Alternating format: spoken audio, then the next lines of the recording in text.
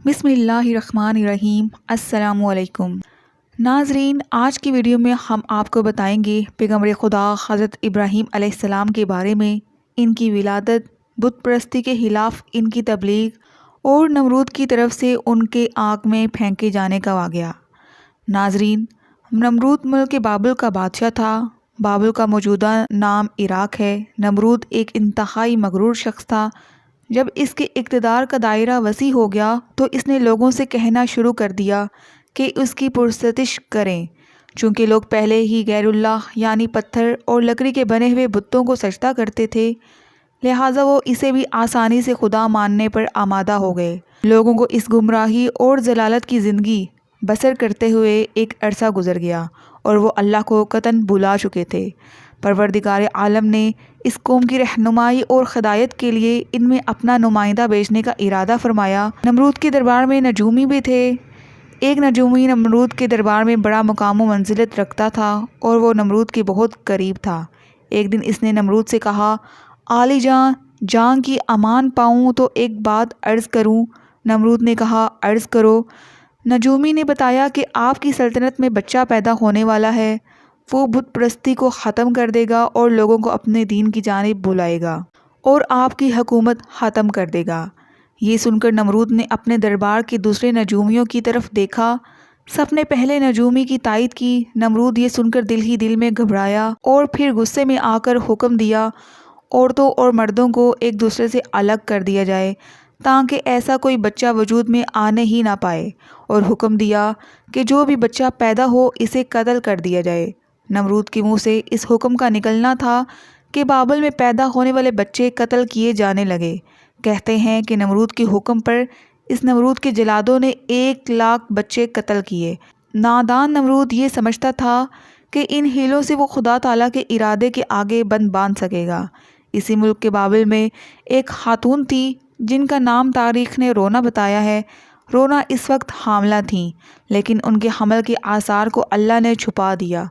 जब उनके बच्चे की पैदाइश का वक्त आया तो वो नमरूद के कारिंदों के खौफ के मारे शहर से बाहर चली गईं और वहाँ पहाड़ के एक गार में पनाह ले ली। उन्होंने अपने बच्चे को इसी गार में जन्म दिया और फिर बच्चे को लटाकर खुदा से दुआ की, ऐ खुदा, मैं अपने जिगर के टुकड़े को इस गार में लटाकर जा रही हूँ। इन जालिमों से तू ही इसको बचाना जो मासूमों के खून के प्यासे हैं। फिर उन्होंने बच्चे को बोसा दिया और गार के दहाने को पत्थरों से बंद करके शहर को लौट गईं। जब दूसरे दिन गार में अपने बच्चे को देखने आई तो देखा कि उनका बच्चा अंगूठा चूस रहा है। उस बच्चे के अंगूठे से दूध जारी था। ये बच्चा कोई और नहीं बल्कि हज़रत इब्राहीम अलैहिस्सलाम थे। खुदावंद ताला ने इब्राहीम अलैहिस्सलाम के अंगूठे में दूध पैदा कर दिया था और यूँ हज़रत इब्राहीम अलैहिस्सलाम को ग़ज़ा पहुँचती रही। हज़रत इब्राहीम अलैहिस्सलाम दिन में उतना ही बढ़ते थे जितना एक आम बच्चा महीने में बढ़ता है। आप अलैहिस्सलाम की माँ आपको देखने के घर से रोज़ाना गार में आती। जब आप अलैहिस्सलाम की उम्र 2 साल हो गई तो बातें करने लगे, और जब आपकी उम्र 7 साल को पहुंची तो आपकी वालदा उन्हें बड़ी बड़ी बातें और अहलाक सिखाने लगीं। कमज़ोरों की मदद करने का सलीका सिखाती और अल्लाह के गुज़रे हुए पैगम्बरों के किस्से सुनाती। मगर उन्हें क्या मालूम था कि वो जिस बच्चे की तालीम और तरबियत में लगी हुई हैं वो खुद एक पैगम्बर हैं। आप अलैहिस्सलाम ने अपनी ज़िंदगी के 13 साल इसी गार में गुजारे। उन्होंने एक दिन अपनी माँ से कहा, माँ, मुझे भी अपने साथ शहर में ले चलें। माँ ने जवाब दिया, बेटा, शहर में तुम्हारे लिए ख़तरा है। हज़रत इब्राहीम अलैहिस्सलाम इसलिए गार से रात को निकलकर शहर में दाखिल हुए। हज़रत इब्राहीम अलैहिस्सलाम का एक चचा था जिसका नाम आज़र था। यहाँ पे एक नुक्ते की वजाहत करती चलूँ तो रात में आज़र को हज़रत इब्राहीम अलैहिस्सलाम का चचा कहा गया है, जबकि उनके वालिद का नाम तारिक बताया है, जबकि कुरान मजीद में उनके वालिद का नाम आज़र कहा गया है। बहुत से उलमा का इजमा है कि आज़र हज़रत इब्राहीम अलैहिस्सलाम का बाप ना था बल्कि उनके वालिद तारिक थे और वो मुसलमान थे। अरबाब नसब का भी इसी पर इत्तफ़ाक़ है कि हज़रत इब्राहीम अलैहिस्सलाम के वालिद तारिक थे। लिहाजा कुरान मजीद और अक्सर हदीसों में जो आज़र को बाप कहा गया है वो मजाज के तौर पर है, क्योंकि वो अन हज़रत अलैहिस्सलाम का चचा था। और अरब में ये रिवाज है कि चचा को बाप कहते हैं, या ये भी हो सकता है कि वो आपका चचा ही रहा हो और तारिक की वफ़ात के बाद उनकी वालदा से अक़द किया हो और आपकी तरबियत की हो। इसी लिहाज से इसको बाप कहा गया है। आज़र پتھر، لکڑی اور مٹی کے بت بناتا، ان کو خود پوجتا اور لوگوں کے ہاتھوں فروخت کرتا تھا۔ اس طرح اس کا کاروبار بہت پھیلا ہوا تھا۔ آزر کے بیٹے بھی بت فروشی کیا کرتے تھے۔ جب حضرت ابراہیم علیہ السلام غار سے نکل کر شہر میں گئے اور اپنے چچا آزر کے پاس پہنچے تو آزر نے حضرت ابراہیم علیہ السلام کو بھی اپنے بیٹوں کے ساتھ بت بیچنے بھیج دیا۔ حضرت ابراہیم علیہ السلام نے بتوں کے گلے میں رسی باندھی اور انہیں زمین پر گھسیٹتے ہوئے لے گئے، جس سے وہ مٹی، کیچڑ اور کوڑے کرکٹ سے آلودہ ہو گئے۔ پھر آواز لگائی، اے لوگو، آؤ مجھ سے وہ بت خریدو جو بے جان ہیں، عقل و ہوش سے عاری ہیں اور کوئی نفع یا نقصان نہیں پہنچا سکتے۔ بتوں کے ساتھ حضرت ابراہیم علیہ السلام کا یہ سلوک بت پرستوں کی نظر میں بے حد توہین آمیز تھا۔ پھر نوبت یہاں تک آ پہنچی کہ آزر نے حضرت ابراہیم علیہ السلام کو اس بارے میں نصیحت کی۔ ایک دن حضرت ابراہیم علیہ السلام نے اپنے چچا سے پوچھا، چچا جان، آپ لکڑی، پتھر اور مٹی کے بت بناتے ہیں جو نہ بول سکتے ہیں، نہ سن سکتے ہیں، نہ آپ کو کوئی نفع دے سکتے ہیں اور نہ نقصان پہنچا سکتے ہیں۔ آزر نے چونک کر پوچھا، کیا تم ہمارے خداؤں کے مخالف ہو؟ دیکھو، آئندہ اس طرح کی بات زبان پر نہ لانا ورنہ تمہیں سزا ہوگی۔ اس کے بعد حضرت ابراہیم علیہ السلام لوگوں سے مخاطب ہوئے اور کہا، پرستش اور سجدے کے لائق نہ نمرود ہے اور نہ یہ بت ہیں۔ لائق عبادت صرف اللہ تعالیٰ کی ذات ہے جس نے ساری دنیا کو پیدا کیا اور وہی اس کا مالک ہے۔ حضرت ابراہیم علیہ السلام کا نام اور ان کا پیغام بڑی تیزی سے پھیلنے لگا۔ لوگ ان کی بات غور سے سننے لگے۔ جب ان کی شہرت نمرود تک پہنچی تو اس نے اپنے دربار کے لوگوں سے پوچھا، یہ کون نوجوان ہے جس نے ایک ہنگامہ کھڑا کر دیا ہے؟ درباری بولے، اس کا نام ابراہیم ہے جو آزر کے گھر میں جوان ہوا ہے۔ نمرود نے حکم دیا کہ اسے فوراً میرے سامنے پیش کیا جائے۔ نمرود کے بھیجے ہوئے لوگ حضرت ابراہیم علیہ السلام کے پاس آئے اور انہوں نے نمرود کا پیغام انہیں پہنچایا۔ حضرت ابراہیم علیہ السلام نمرود کے پاس پہنچے۔ نمرود نے پوچھا، نوجوان، تم جس خدا کی بات کرتے ہو وہ کون ہے؟ حضرت ابراہیم علیہ السلام نے جواب دیا، میرا خدا وہ ہے جو لوگوں کو زندگی اور موت دینے کی قدرت رکھتا ہے۔ نمرود نے کہا، یہ تو میں بھی کر سکتا ہوں، اور اس نے ایک ایسے مجرم کو آزاد کر دیا جسے موت کی سزا کا حکم سنایا جا چکا تھا، اور ایک ایسے آدمی کو پھانسی دے دی جس کا کوئی جرم نہیں تھا۔ پھر کہنے لگا، اب بولو، میرے خدا ہونے میں تمہیں کیا شک ہے؟ میں بھی تو جس کو چاہوں زندگی بخش دوں اور جس کو چاہوں موت دے دوں۔ حضرت ابراہیم علیہ السلام نے فرمایا، اگر تو سچا ہے تو جس کو قتل کیا ہے اس کو زندہ کر کے دکھا۔ پھر فرمایا، میرا خدا سورج کو مشرق سے نکالتا ہے اور مغرب میں غروب کرتا ہے، تو اسے مغرب سے نکال کر دکھا۔ نمرود سے اس سوال کا کوئی جواب نہ بن پڑا اور وہ شرمندہ ہو گیا۔ اس وقت حضرت ابراہیم علیہ السلام کی والدہ نے نمرود سے کہا، بادشاہ سلامت، مجھے اجازت دیں کہ میں ابراہیم علیہ السلام کو اپنے ساتھ لے جاؤں کیونکہ یہ ابھی ناسمجھ ہے۔ آزر بولا، بادشاہ سلامت، آپ ابراہیم علیہ السلام کو گھر جانے کی اجازت دے دیں، میں اسے آپ کی اور بتوں کی توہین سے باز رکھنے کی ضمانت دیتا ہوں۔ نمرود نے کہا، میں تمہاری خاطر ابراہیم علیہ السلام کو معاف کرتا ہوں، لیکن اگر اس نے آئندہ کوئی ہنگامہ کھڑا کیا تو میں اسے زندہ جلا دوں گا۔ حضرت ابراہیم علیہ السلام اس واقعے کے بعد بھی اپنے مشن سے باز نہ آئے اور انہوں نے ایک دن آزر سے کہا، چچا جان، یہ بت کیا ہیں جن کو آپ خود بناتے ہیں، خود پوجتے ہیں، خود ہی ان کو خدا مانتے ہیں؟ آزر یہ بات سنتے ہی بگڑ گیا اور اس نے کہا، ابراہیم، فوراً میرے گھر سے نکل جاؤ، میں تمہاری شوخی مزید برداشت نہیں کر سکتا۔ حضرت ابراہیم علیہ السلام یہ کہتے ہوئے گھر سے نکلے، چچا جان، آپ نہیں مانتے تو میں جاتا ہوں، مگر میں اپنے مشن سے باز نہیں آؤں گا، کیونکہ میں خدا سے ڈرتا ہوں، ان بتوں سے یا نمرود سے نہیں ڈرتا۔ حضرت ابراہیم علیہ السلام نے اپنے چچا کے گھر سے اپنا کوئی انتظام کر لیا اور وہاں سے چلے گئے، مگر اپنے قول کے مطابق ایک اللہ کی بندگی کی دعوت دیتے رہے اور بتوں کی خدائی کا انکار کرتے رہے۔ ملک بابل کے لوگ ہر سال ایک عید منایا کرتے تھے اور اس دن وہ کچھ خصوصی مراسم انجام دیا کرتے تھے، چنانچہ وہ لوگ سارا دن شہر سے باہر گزارتے تھے۔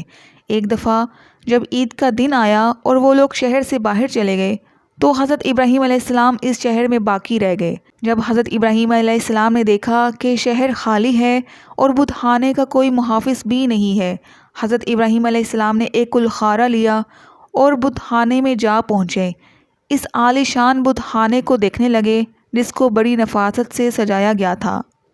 اس میں مختلف بتوں کو ان کے رتبے کے مطابق ترتیب دیا گیا تھا۔ تب آپ نے ان بتوں کا مذاق اڑانے کے لیے ان بتوں کے آگے کھانا رکھا گیا تھا۔ آپ نے ان بتوں سے پوچھا، کیا تم کھانا کھاؤ گے؟ تو جب بتوں کی طرف سے ازراہل کوئی جواب نہ ملا، تمسخر کہا، تم بولتے کیوں نہیں؟ لیکن اب بھی کوئی جواب نہ ملا۔ اس پر حضرت ابراہیم علیہ السلام نے کلہاڑا اٹھایا اور ایک کنارے سے بت کو توڑنا شروع کر دیا۔ سارے بت چکنا چور کر دیے۔ آخر میں سب سے بڑے بت کے کندھے پر کلہاڑا رکھ دیا اور بت خانے سے نکل گئے۔ جب شہر کے لوگ واپس لوٹے تو اپنے بت خانے میں گئے۔ وہاں جو ان کے بتوں کا حشر تھا دیکھ کر بہت حیران اور غصہ ہوئے۔ لوگ سوچ میں مبتلا تھے کہ یہ سب کچھ کس نے کیا ہوگا۔ سب لوگوں کی زبان پر ایک ہی سوال تھا، کس نے ہمارے خداؤں کے ساتھ یہ سلوک کیا ہے؟ بعض لوگوں نے کہا کہ ہم نے ایک نوجوان کو ان بتوں کی برائی کرتے سنا ہے کہ جس کا نام ابراہیم ہے۔ وہ بتوں کی عبادت کو بے عقلی کا کام سمجھتا ہے اور اس نے ہمیں لعنت ملامت بھی کی تھی، اس لیے ممکن ہے کہ یہ کام اسی نے کیا ہو۔ اس طرح حضرت ابراہیم علیہ السلام پر شک ظاہر کرنے کے بعد ان پر ایک مقدمہ چلایا گیا۔ انہوں نے حضرت ابراہیم علیہ السلام سے پوچھا، کیا ہمارے خداؤں کے ساتھ یہ سلوک تم نے کیا ہے؟ حضرت ابراہیم علیہ السلام نے بڑے اطمینان سے جواب دیا، یہ بات اس بڑے بت سے پوچھو جس کے کندھے پر کلہاڑا ہے۔ اس شخص نے کہا، وہ تو بول نہیں سکتا۔ حضرت ابراہیم علیہ السلام نے جواب دیا، جی ہاں، بولنا تو دور کی بات ہے، اگر اس کی ناک پر کوئی مکھی بھی بیٹھ جائے تو یہ اسے بھی اڑا نہیں سکتا۔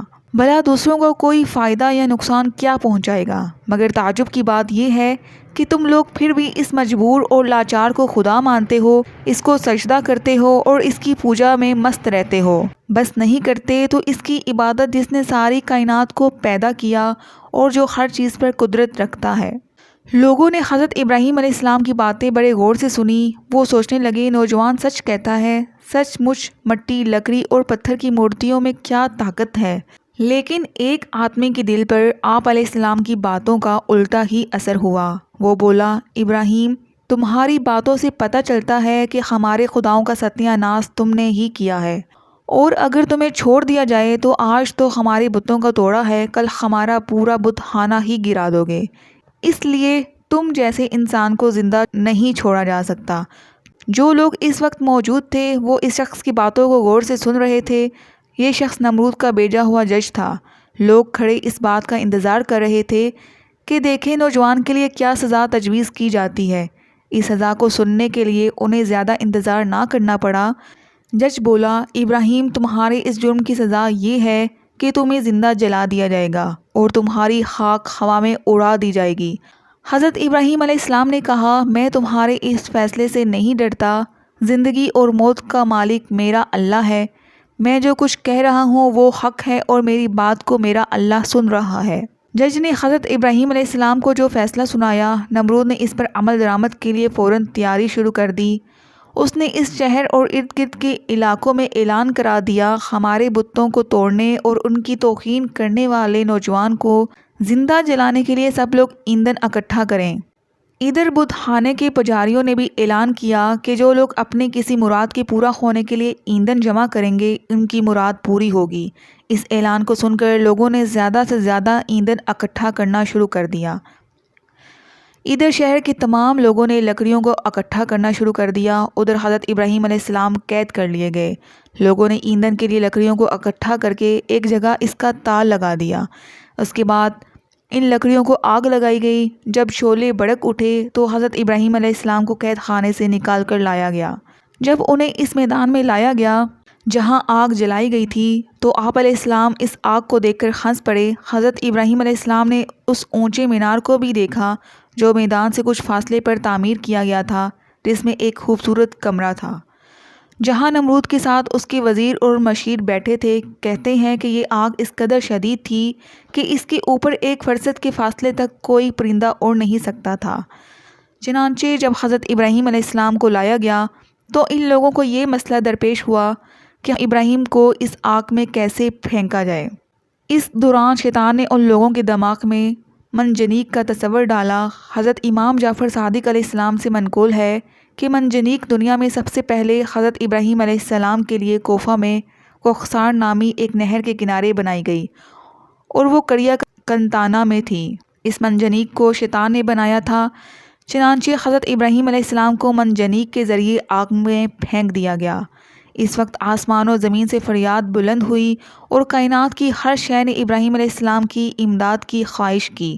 زمین نے کہا، پروردگارا، مجھ پر سوائے ابراہیم علیہ السلام کے تیری عبادت کرنے والا کوئی نہیں ہے، کیا تو راضی ہے کہ لوگ اسے جلا دیں؟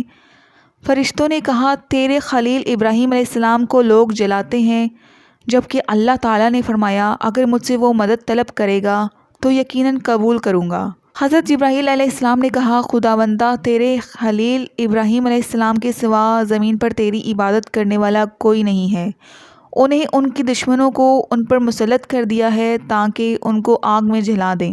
حق تعالیٰ نے فرمایا کہ خاموش ہو جا، ایسی بات تیرے جیسا بندہ کہہ سکتا ہے جو ڈرتا ہے کہ کوئی امر اس کے قبضہ اختیار سے باہر ہو جائے گا۔ وہ میرا بندہ ہے، جس وقت چاہوں گا اس کو بچا لوں گا، اگر وہ مجھ سے دعا کرے گا تو میں قبول کروں گا۔ پھر حضرت ابراہیم علیہ السلام نے اپنے پروردگار سے دعا کی۔ اس وقت جبرائیل علیہ السلام نے حضرت ابراہیم علیہ السلام سے خوا میں ملاقات کی جبکہ وہ منجنیق سے جدا ہو چکے تھے، اور پوچھا کہ اے ابراہیم علیہ السلام، کوئی حاجت مجھ سے ہے؟ آپ نے فرمایا، تم سے کوئی حاجت نہیں ہے، لیکن عالموں کے پروردگار سے میری حاجت ضرور ہے۔ اس وقت جبرائیل علیہ السلام نے ان کو ایک انگوٹھی دی جس پر کچھ نقش تھا۔ پھر خدا نے آپ کو وحی کی، یعنی سرد ہو جا۔ اس کے ساتھ کی آگ سرد ہو گئی۔ وہاں جبرائیل علیہ السلام آئے اور آپ کے ساتھ بیٹھ کر گفتگو میں مشغول ہوئے۔